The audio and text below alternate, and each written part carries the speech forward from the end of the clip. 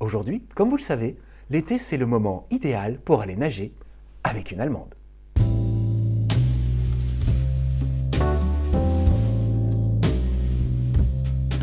Chers amis, Guten Morgen et Willkommen sur la chaîne. Alors vous l'aurez compris, on va parler d'une marque allemande et cette marque c'est Tauchmeister. Alors je ne sais pas si je le prononce bien, je ne parle pas allemand, je sais juste que ça veut dire maître de plongée. Donc voilà, cette marque est spécialisée dans les montres un peu style plongée, scaphandre, voilà, ils font plutôt des modèles assez épais on va dire, enfin font et faisaient parce que je dois dire qu'aujourd'hui, acheter une Tauchmeister d'occasion on en trouve, neuve on en trouve je crois 2 ou 3 modèles. Cette marque a un peu disparu des radars et c'est vraiment le cas parce que cette montre là, eh bien, c'est une des montres les plus rares de ma collection. Je regarde régulièrement si j'en vois une d'occasion, je n'en trouve pas. On trouve des Tauchmeister d'occasion mais pas ce modèle. Et voilà, je ne sais même pas si la marque existe toujours. Alors moi celle-ci je l'ai depuis à peu près 4-5 ans et je l'avais achetée pour son look déjà, on va en parler, mais aussi pour son prix et pour ce qu'elle propose. Je ne l'avais pas payé très cher, je crois une centaine d'euros, quelque chose comme ça. Donc c'était franchement intéressant parce que le design est vraiment très original. Et voilà, j'ai voulu tenter le coup. Alors bien sûr, je rappelle que nous sommes sur les petites vidéos de l'été, donc voilà, c'est des petits formats. Vu que la montre n'est plus en vente neuve, j'aurais du mal à mettre un score sur la valeur d'achat, et en plus, je n'ai aucune idée de sa cote actuelle. Donc voilà, il n'y aura pas de score pour cette montre. Par contre, on va regarder la montre ensemble, et si jamais un jour vous avez la chance d'en trouver une d'occasion, eh bien vous saurez à ce moment-là si vous êtes tenté ou non. Alors que vaut cette petite allemande, enfin petite, Once Upon a Time, c'est parti. Et voici donc la Tauchmeister T0251. Voilà, hein, c'est le style plongeuse scaphandre dans toute sa splendeur. C'est très particulier, je comprends qu'on n'aime pas. En fait, j'avais acheté cette montre parce que quand on la regarde comme ça, eh bien, je trouve qu'il y a un petit air de montre marathon. Si vous ne connaissez pas cette marque, allez vous renseigner, ce sont vraiment des modèles assez incroyables, moi j'adore. Alors bien sûr, hein, c'est un prix beaucoup plus élevé. Et c'est pour ça que je me suis dit, écoute, je peux avoir peut-être le look un petit peu marathon, un petit peu, hein, pour une fraction du prix. Donc c'est pour ça que je me suis laissé tenter. C'était pas du tout le côté plongeuse qui m'attirait au départ, hein. En tout cas, je suis bien content parce que j'adore cette montre. Et le fait qu'on la trouve nulle part, ça la rend encore plus spéciale. Alors à savoir qu'elle était vendue avec ce bracelet inox, qui est un bon bracelet, là-dessus il n'y a pas de souci. Mais je trouvais que voilà, ça ne matchait pas vraiment avec le boîtier. C'était pas très esthétique. Et puis en plus, vous voyez ici, il y a énormément d'espace. Et le bracelet, lui, arrivait à peu près à ce niveau-là. Donc, un petit peu plus haut quand même. Bref, il y avait un gap quand même assez conséquent.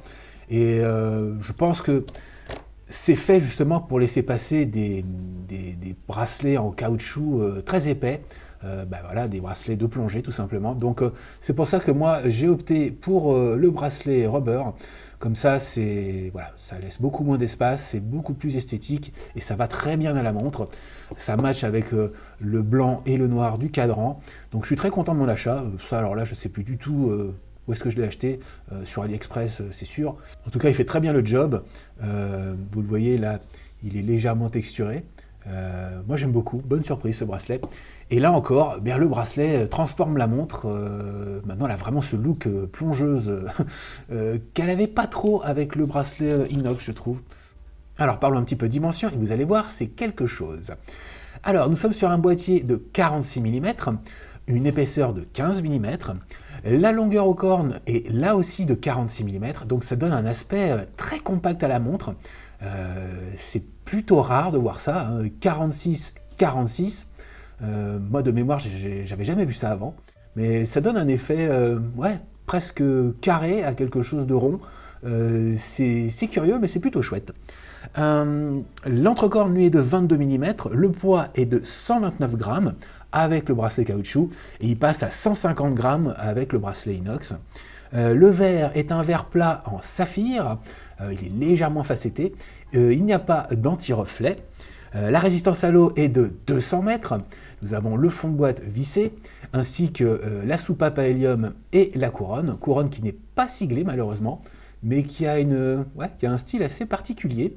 À l'intérieur de ce boîtier, eh bien là, on n'a pas d'informations claires et précises. J'ai vu passer Seagull, j'ai vu passer Seiko, j'ai vu passer Miyota. Alors moi, personnellement, je pencherais sur un Miyota dans la série des 82, parce que, bon,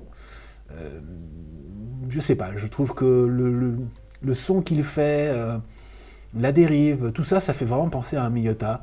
Donc, mais bon, je peux me tromper. Mais je ne vais pas m'amuser à ouvrir la montre. Comme vous le savez, ouvrir un boîtier, ça peut endommager l'étanchéité, donc c'est vraiment ce qu'on ne veut pas avec celle-ci. Et entre nous, ça n'a pas grand intérêt de savoir quel est le mouvement. Moi, je sais juste qu'il fonctionne bien. Je l'ai mesuré à peu près plus 10 secondes par jour. C'est acceptable. C'est pour ça que je pencherai pour un Miyota. Alors au niveau de la manipulation, bien, on dévisse. Premier cran pour la date et le stop seconde au deuxième cran. Sinon après voilà, il y a un très bon grip, là-dessus il n'y a pas de souci. On réenclenche, ça bouge pas. Pour la date, là aussi c'est très facile. Et vous voyez que tout est parfaitement centré dans le guichet. Alors au niveau du guichet justement, il y a un truc assez curieux. Il aurait pu être centré au niveau de l'indicateur du 4, mais c'est pas le cas. On se demande pourquoi il est là. Moi je pense que c'est pour être centré avec la couronne. C'est un choix esthétique comme un autre, pourquoi pas. Mais je sais qu'il y a des gens qui se sont posé la question de pourquoi avoir mis le guichet à cet endroit.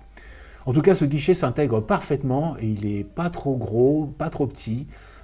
Parce que la montre a l'air comme ça très massive, mais en fait, si on regarde bien, le cadran, lui, est assez petit en fait. Vous avez vu ici toute l'épaisseur qu'il y a sur la jante.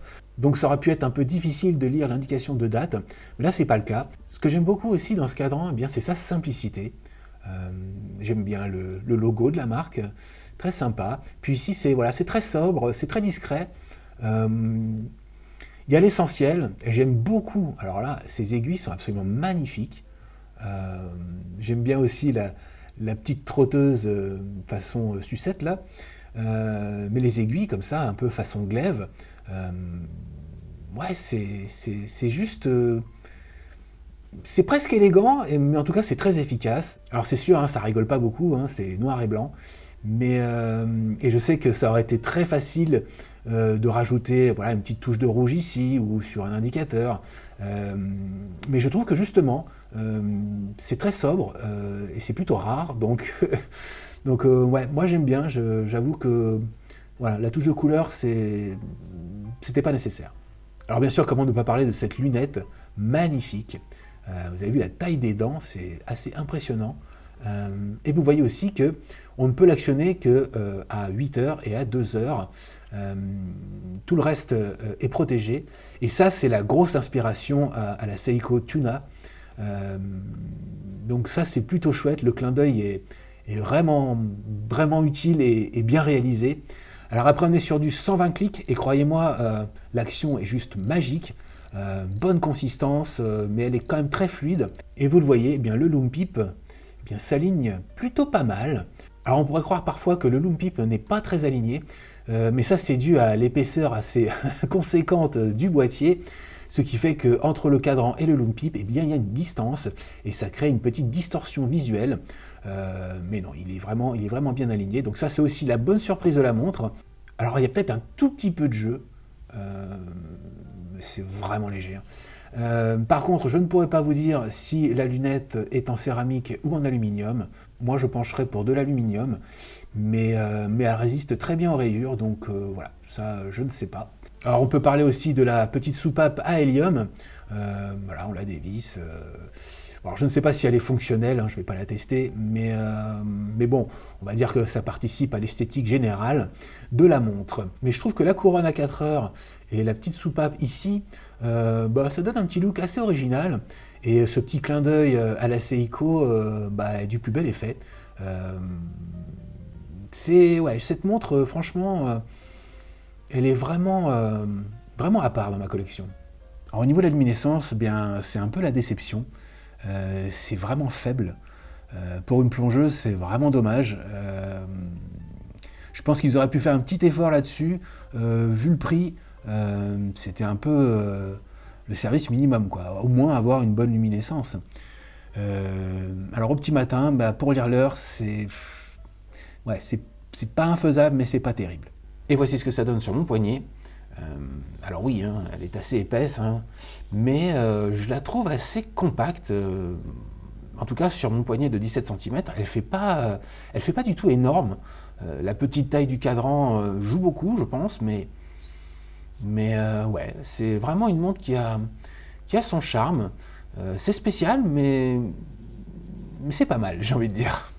Alors à la lumière naturelle, eh bien, malgré ses dimensions, eh bien, la taille du cadran fait que elle n'est pas discrète, on ne va pas exagérer, mais elle ne fait pas vraiment massive. Avec le bracelet inox, c'était différent, bien sûr. Là, elle était quand même beaucoup plus imposante. Non, franchement, montre très sport, un peu atypique. Ce ne sera pas pour tout le monde, c'est sûr, mais elle est relativement facile à porter.